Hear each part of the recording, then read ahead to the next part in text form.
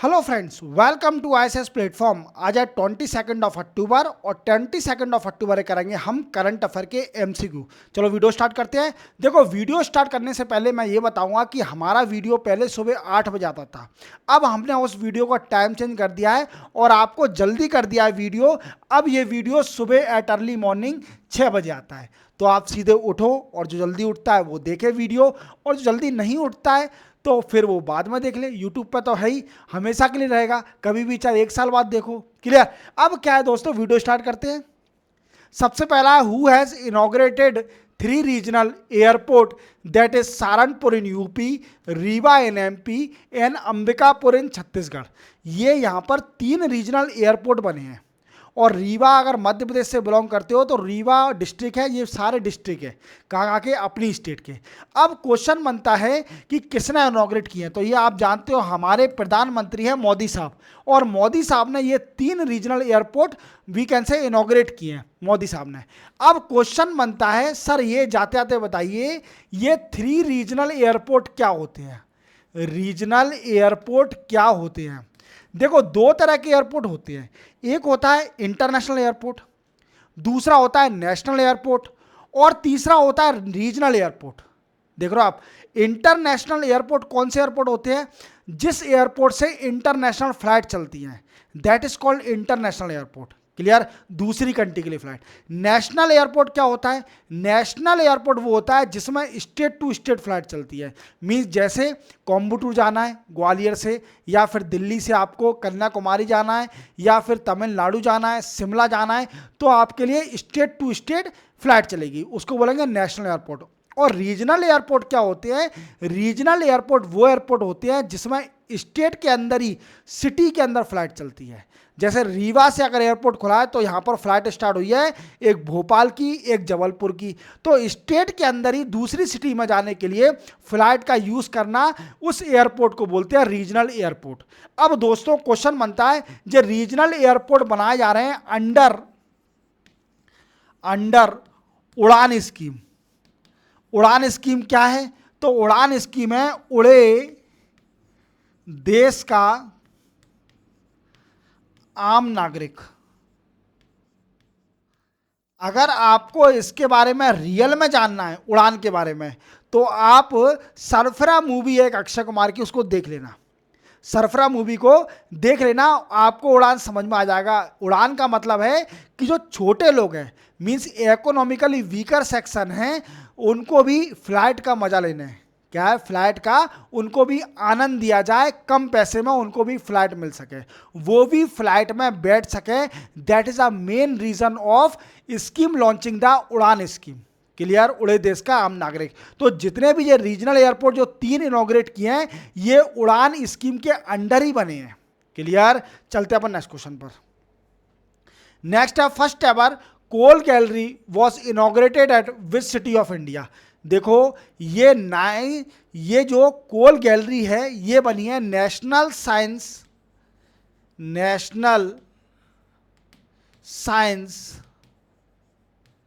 Centre में। और ये कहां पर है? ये है न्यू दिल्ली में। कहां पर? न्यू दिल्ली में है नेशनल साइंस सेंटर। यहां पर क्या बना है? कोल गैलरी बनी है। कोल गैलरी बनी है। अब ये करेगी क्या कोल gallery?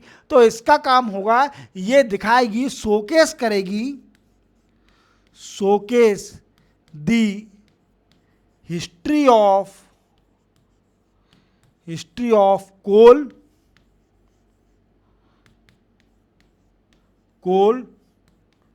To extraction mineral method. क्या करेगा कि ये मिनरल को एक्सट्रैक्ट करने की मेथड के बारे में भी वीकेंड से शोकेस करेगा, दिखाएगा। अगर आप इस गैलरी में जाते हो तो क्या मिलेगा आपको? कि हिस्ट्री मिलेगी, कोल कब से स्टार्ट हुआ, कोल का प्रोडक्शन हमारे इंडिया में, देन आफ्टर ये अभी बताया कि जो नई टेक्नोलॉजी यूज करी जा रही है कोल को एक्सट्रैक्ट करने के लिए, वो भी बताया जाएगा। क्लियर। क्लियर। तो ये कहां पर है? नेशनल साइंस सेंटर में खुला है, जो कि न्यू दिल्ली में है। क्लियर। चलते हैं नेक्स्ट क्वेश्चन पर। नेक्स्ट है which IIT set to launch international research centre in Dubai by 2025।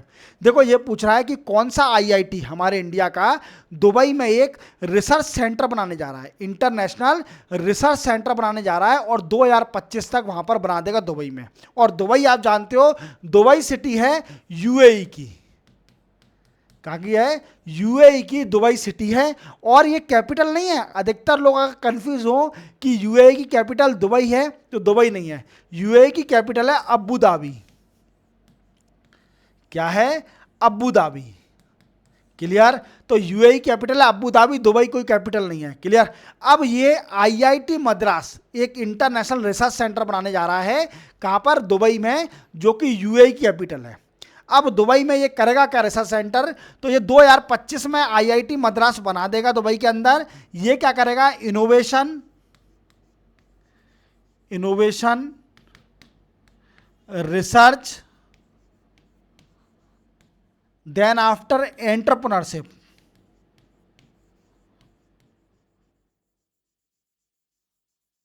इस पर काम करेगा। क्लियर, क्लियर हो गया, सिंपल था, ज्यादा कुछ नहीं है। क्लियर, चलते हैं नेक्स्ट क्वेश्चन पर। नेक्स्ट है what is India rank in world economic freedom 2024 annual report. Very very very important question, याद रखना। इंडिया की रैंक आई है 84, कितनी है, इंडिया की रैंक है वर्ल्ड इकोनॉमिक फ्रीडम में 84 है इंडिया की रैंक। और अब क्वेश्चन बनता है कि सर ये और बता दीजिए नंबर 1 कौन है, तो नंबर 1 है हांगकांग। कौन है, हांगकांग। तो सर जाते आते सेकंड भी बताइए, सेकंड है सिंगापुर। सर अब बता ही दिया है सेकंड, तो थर्ड भी बताइए, थर्ड है स्विट्जरलैंड। क्लियर, और फोर्थ 84th बताइए, 84th है इंडिया। क्लियर, क्लियर हो गया, सिंपल था, याद रखना। चलते हैं नेक्स्ट क्वेश्चन पर। Which state become first state to implement sub quota for schedule caste. इनको तो आप जानते होंगे, ये है नायब सिंह सैनी, नायब सिंह सैनी।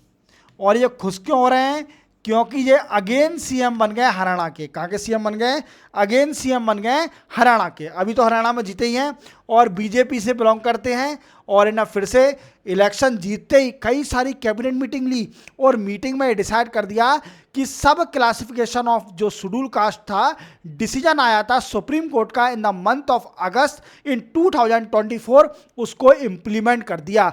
और हरियाणा पहली स्टेट बन गई है जो सब कोटा दे रही है शेड्यूल कास्ट को। हरियाणा पहली स्टेट बन गई इंडिया में, तो याद रखना, very very very important question. अब ये देगी कैसे कोटा, तो देखो क्या किया है हरियाणा ने, क्या किया है हरियाणा ने, शेड्यूल कास्ट को 2 पार्ट में डिवाइड कर दिया है। शेड्यूल कास्ट को 2 पार्ट में डिवाइड कर दिया है। एक कर दिया है डिप्राइव्ड शेड्यूल कास्ट, मींस जो ज्यादा ही डिप्राइव्ड है, वो ज्यादा ही मतलब वनरेबल है, उसको कर दिया डिप्राइव्ड शेड्यूल कास्ट में। और दूसरी कर दी अदर शेड्यूल कास्ट, किसमें, अदर शेड्यूल कास्ट में। क्लियर, एक डिप्राइव में कर दी, एक अदर शेड्यूल कास्ट में कर दी। अब क्वेश्चन बनता है सर कोटा कैसे दिया जाएगा, तो कोटा ऐसे दिया जाएगा कि जो हरियाणा है वहां पर वी कैन से 20% रिजर्वेशन दिया जाता है शेड्यूल कास्ट को, और जो 20% रिजर्वेशन है ये इक्वली 50-50% डिवाइडेशन किया जाएगा दोनों शेड्यूल कास्ट में, जो कि डिप्राइव शेड्यूल कास्ट है और अदर शेड्यूल कास्ट है, उसमें 50-50% डिवाइडेशन कर दिया जाएगा। क्लियर, सिंपल था। चलते हैं नेक्स्ट क्वेश्चन पर, इंपॉर्टेंट बहुत है ये। नेक्स्ट क्वेश्चन है Madhya Pradesh has introduce pink alarm in which district to enhance the women safety. Very very important, Madhya Pradesh से जो भी बच्चा बिलोंग करता है उसके लिए बड़ा ही इंपॉर्टेंट है। ये पूछ रहा है कि मध्य प्रदेश ने किस जिले हॉस्पिटल में एक पिंक बटन लॉन्च किया है फॉर वुमेन सेफ्टी के लिए, तो वो दतिया के हॉस्पिटल में लॉन्च किया है, दतिया के हॉस्पिटल में। इसमें क्या होगा, देखो आप जानते हो आरजी कर हॉस्पिटल में, जो कि कोलकाता में था, वहां पर एक जूनियर डॉक्टर का मर्डर और रेप हो गया था। क्या हो गया था, रेप और मर्डर हो गया था। और इसी कारणवश कई सारे सेफ्टी इंश्योर करने के लिए कई सारी स्टेट ने अपने कई सारे डिसीजन लिए। इसमें मध्य प्रदेश ने पहला डिसीजन लिया है कि जो दतिया का हॉस्पिटल है उसमें एक पिंक बटन लगाया जाएगा, पिंक अलार्म। इसको दबाने के बाद इमीडिएटली वुमेन की सेफ्टी दी जाएगी और उसकी सिक्योरिटी रखी जाएगी। क्लियर। तो ये बटन वीकेंड से जगाने के लिए, अवेयरनेस बढ़ाने के लिए कि वुमेन को सेफ्टी मिले, इवन उसको जल्दी सिक्योरिटी मिल सके। क्लियर। चलते हैं नेक्स्ट क्वेश्चन पर। नेक्स्ट है, government of India has extend Udan scheme for how many year. देखो उड़ान स्कीम क्या है, उड़े देश का आम नागरिक। मैंने आपको कई बार बताया है कि आप जाइए, अगर इसके बारे में जानना है तो उड़े देश का आम नागरिक स्कीम देखना हो तो सरफिरा एक मूवी अक्षय कुमार की, वो देख लीजिए। और ये क्या है कि रीजनल लेवल के एयरपोर्ट बनाना इसका मेन मोटिव है। और इसमें जो आम नागरिक है, जो कि इकोनॉमिकली वीक सेक्शन है, जो एयरपोर्ट से कभी सफ़र ही नहीं किया या फिर सफ़र बहुत कम किया है उसने, तो उसको ट्रेवल कराना एयरपोर्ट से, सस्ते टिकट करना, फेयर सस्ता करना, तो इसका मेन मोटिव है। और ये 2016 में लॉन्च करी गई थी और इसको 8 साल हो गए, 8 ईयर हो गए। क्लियर। अब इस स्कीम को 10 साल के लिए और एक्सटेंड कर दिया है। क्या कर दिया है, 10 साल के लिए और एक्सटेंड कर दिया है। तो 10 ईयर के लिए एक्सटेंड करा है। तो कब, किसने, और आप जानते हो सिविल एविएशन मिनिस्टर कौन है, सिविल एविएशन मिनिस्टर है हमारे राम मोहन नायडू, राम मोहन नायडू। क्लियर। क्लियर, याद रखोगे तो राम मोहन नायडू ये हैं सिविल एविएशन मिनिस्टर, और उड़ान स्कीम को 10 ईयर का एक्सटेंशन फिर से मिल गया है। क्लियर। चलते हैं नेक्स्ट क्वेश्चन पर। नेक्स्ट और लास्ट क्वेश्चन है, which Indian women footballer achieve 100 goal in international game. देखो बड़ा ही इंपॉर्टेंट क्वेश्चन है।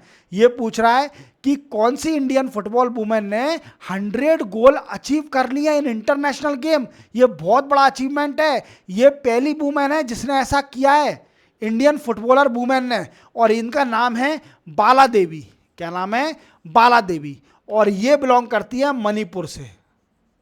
कहाँ से बिलोंग करती हैं, मणिपुर से। और मणिपुर कहाँ पर है, नॉर्थ ईस्ट में है। मणिपुर में एथनिक वार चल रहा है, मैंने बताया था 2 ट्राइब के बीच में, तो अभी ये पर्सन नॉर्थ ईस्ट के कितना अच्छा अचीवमेंट कर रहे हैं हमारे लिए। और कई सारे आप देखना नॉर्थ ईस्ट स्टेट से कई सारे हमारे लिए ओलंपिक मेडल भी आते हैं।